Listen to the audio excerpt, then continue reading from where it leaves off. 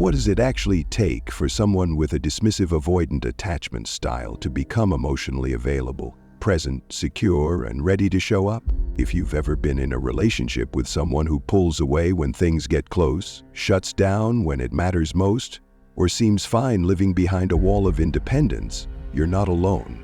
And the question you've probably asked more than once is, can they ever change? Hi, I'm Jim Rohn, and today we're diving into something most people don't talk about honestly. The one thing that truly shifts a dismissive avoidant towards secure connection, not through pressure, not through persuasion, but through something much deeper. Here's the surprising truth. Dismissive avoidants don't change because someone chases them harder or proves their love louder. In fact, the more you try to manage their emotional discomfort, the more they lean on their old defenses. But there is a specific relational dynamic, a turning point, that can disrupt that cycle and invite real growth. It doesn't involve fixing them.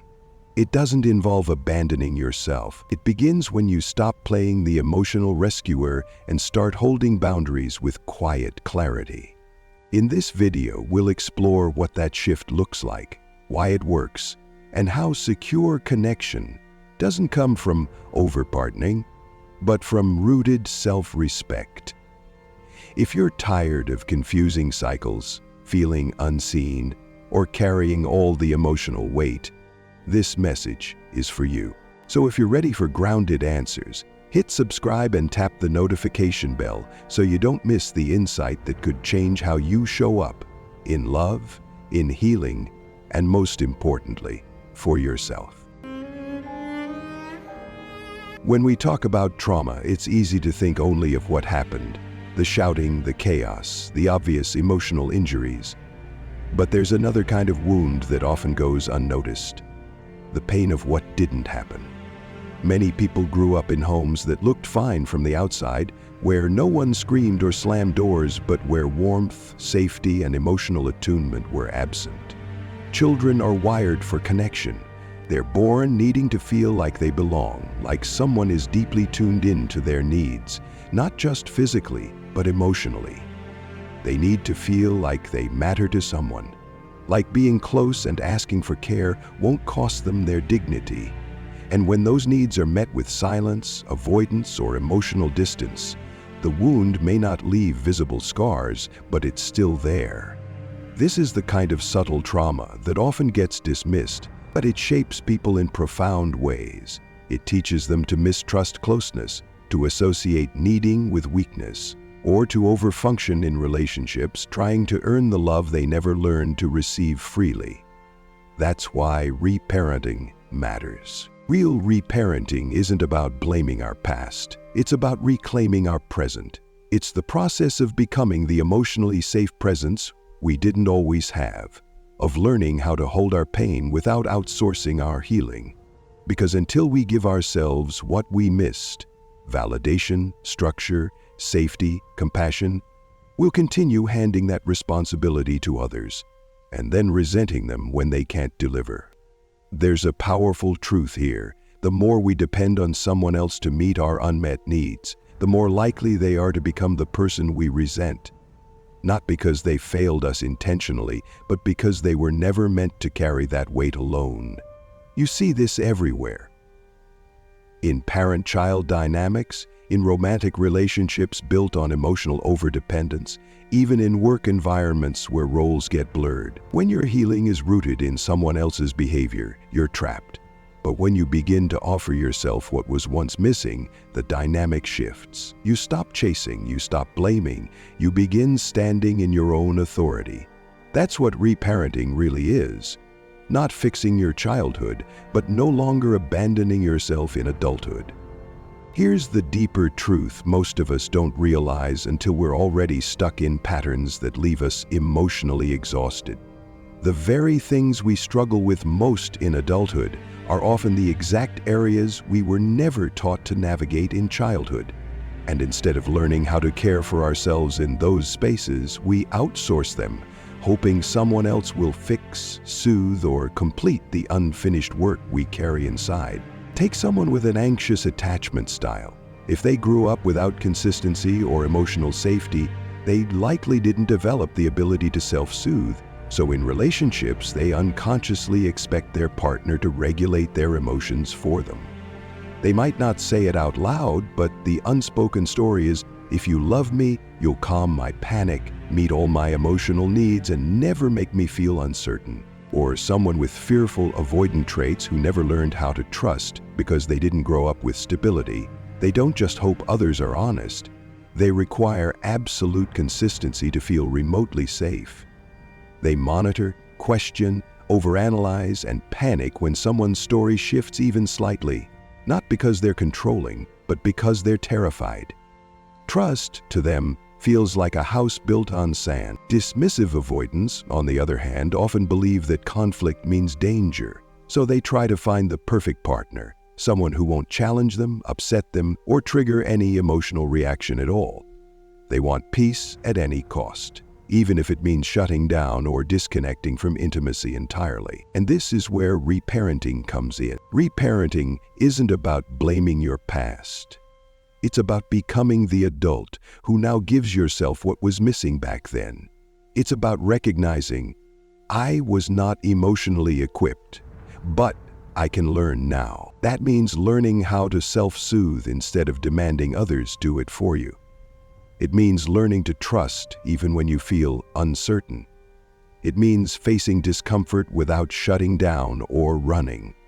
It's giving yourself the safety, the validation, and the emotional structure you were never taught to expect. Yes, trauma includes what should never have happened, but it also includes what should have happened and didn't.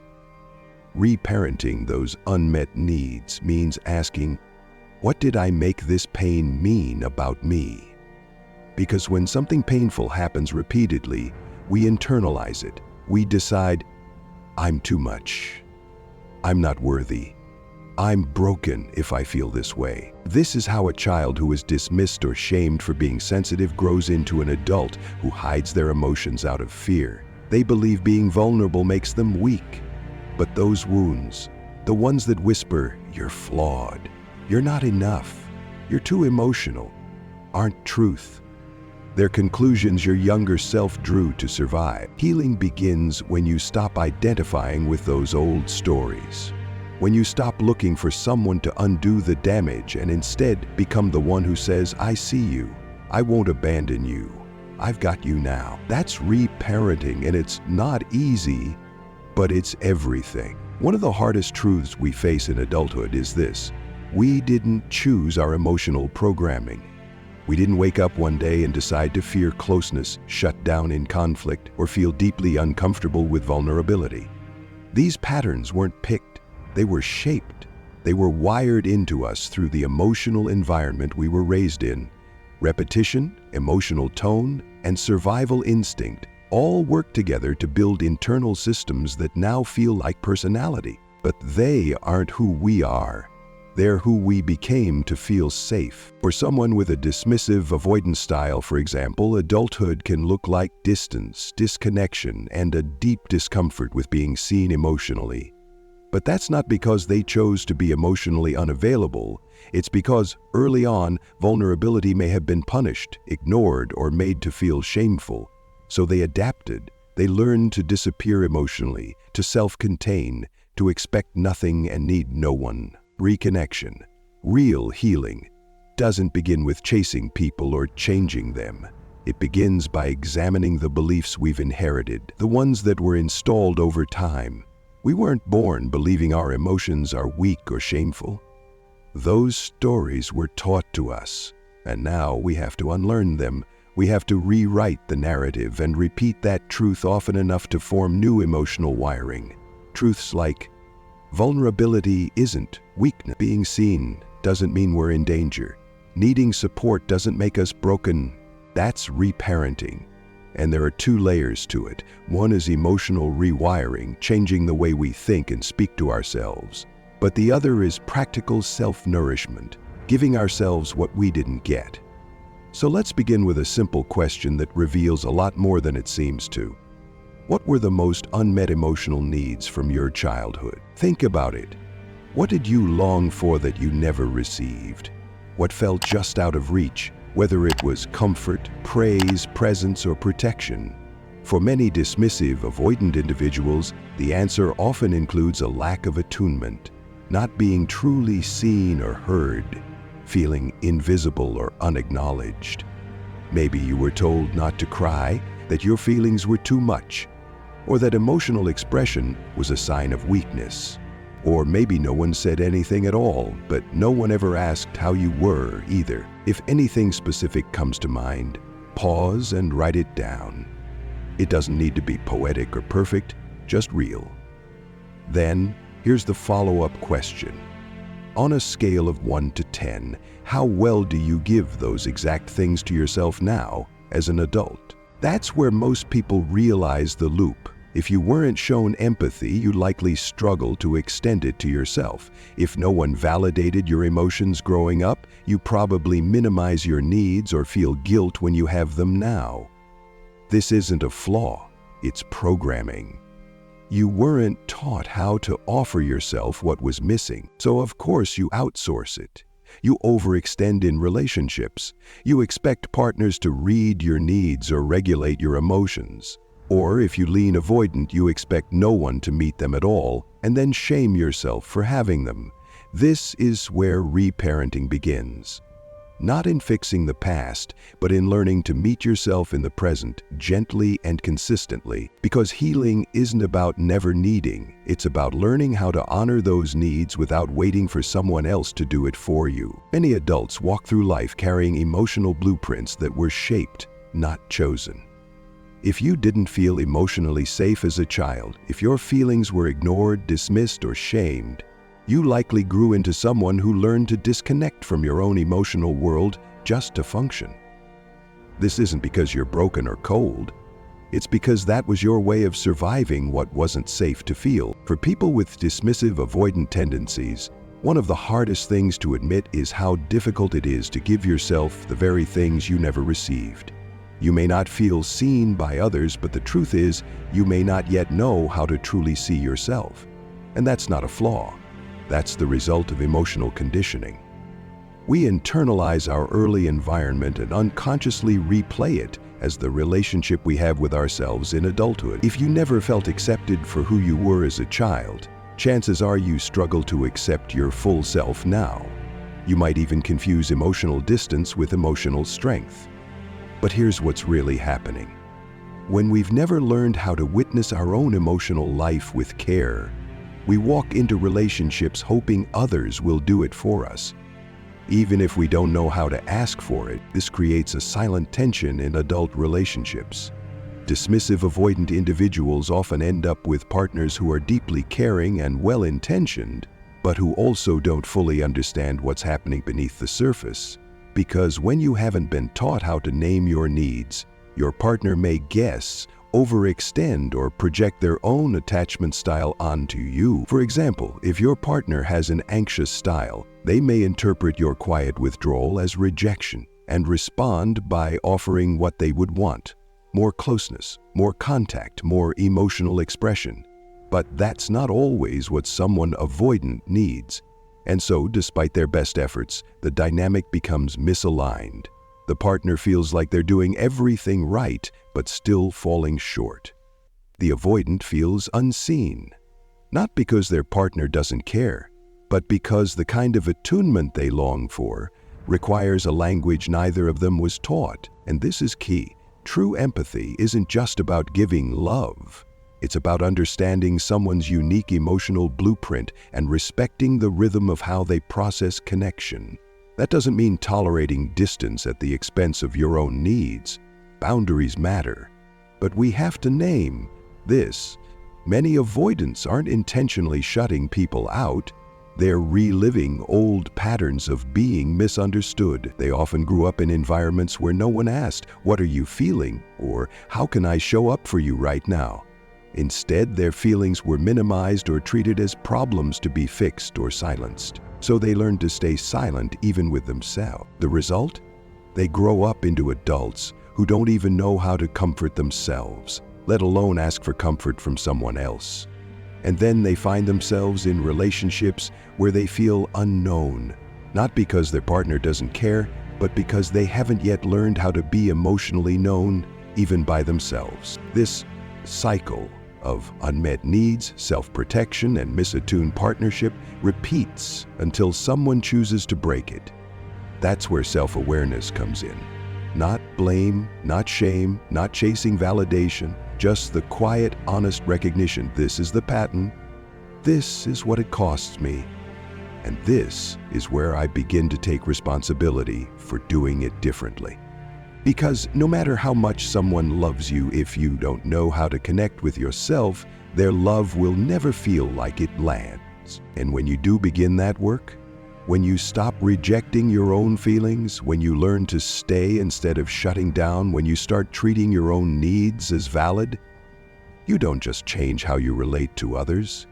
You begin to heal the relationship you've had with yourself your whole life. That's the real turning point. So much of what we struggle with in adult relationships doesn't begin in adulthood. It begins in the parts of us that were never properly met when we were young. The needs that went unseen, unacknowledged, or invalidated become the same needs we struggle to meet within ourselves. And then, without realizing it, we project those unmet needs outward, into our partnerships, our friendships, our work dynamics, hoping someone else will finally fill in the gaps we didn't know how to name. For many people with a dismissive avoidant attachment style, this shows up in painful, repeating cycles. They enter relationships with partners who have their own unmet needs, whether it's an anxious partner craving closeness or another avoidant partner avoiding vulnerability. And because dismissive avoidants were never taught how to tend to their own needs, much less someone else's, they suppress instead of express. Then, when their own needs finally surface, they often come out in ways that sound critical, disconnected, or misaligned with the moment. Because those needs have been sitting there unspoken for too long. And this is where it gets even more complex. Avoidants are often drawn to familiar dynamics, even if they're painful.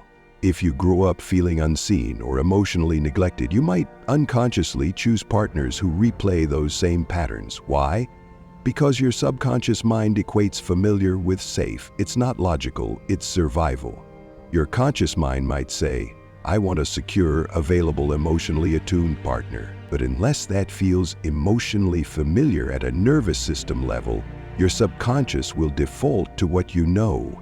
And what feels emotionally familiar isn't always what's emotionally healthy. This is why healing can feel so frustrating, because even when you know better, you might still find yourself drawn to people who feel eerily similar to past patterns.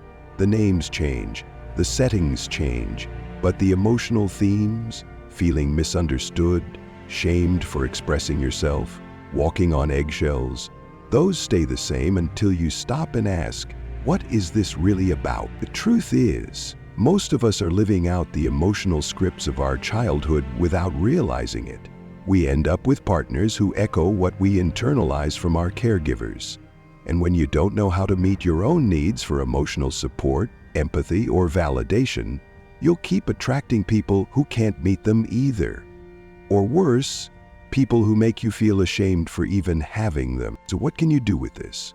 You begin by making the unconscious conscious. Start with this. Write down the unmet emotional needs from your childhood, the ones that still sting when you think about them. Maybe you never felt truly accepted, or you longed for someone to understand you without needing to explain yourself. Maybe you were taught that emotions were a weakness, or that asking for comfort made you too much. Just name them, no judgment. Then ask yourself, on a scale of 1 to 10, how well do I meet those needs within myself today? How well do I speak to myself when I'm struggling? How often do I offer myself grace instead of shame, or understanding instead of self-criticism? Most people score low, not because they're failing, but because they were never taught how.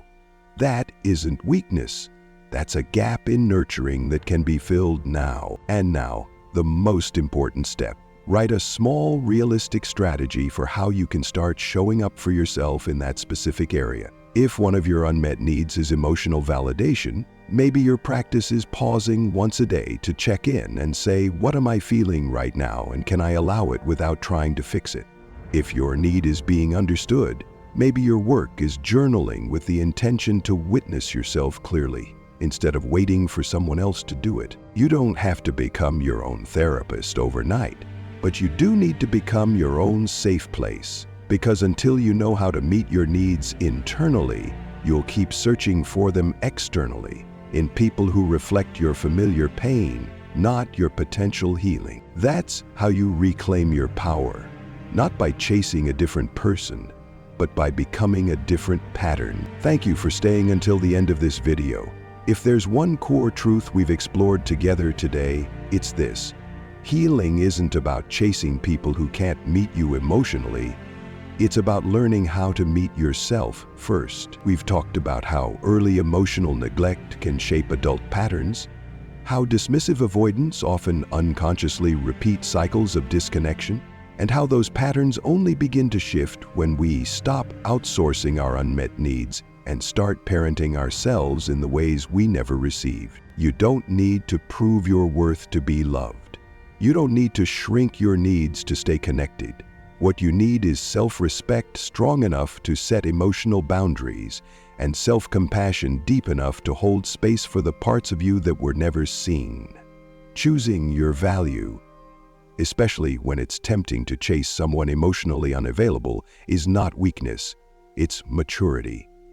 And it's how you build the foundation for secure, lasting love, not just with someone else, but with yourself. If this resonated with you, I invite you to share your reflections or personal experiences in the comments. Your story might just be the mirror someone else needs. And if you want more grounded insights on attachment, boundaries, and emotional healing, don't forget to subscribe and tap the bell so you never miss an episode. Thank you again for being here. Your growth matters, your healing is valid, and the love you're looking for begins with how you choose to show up for you.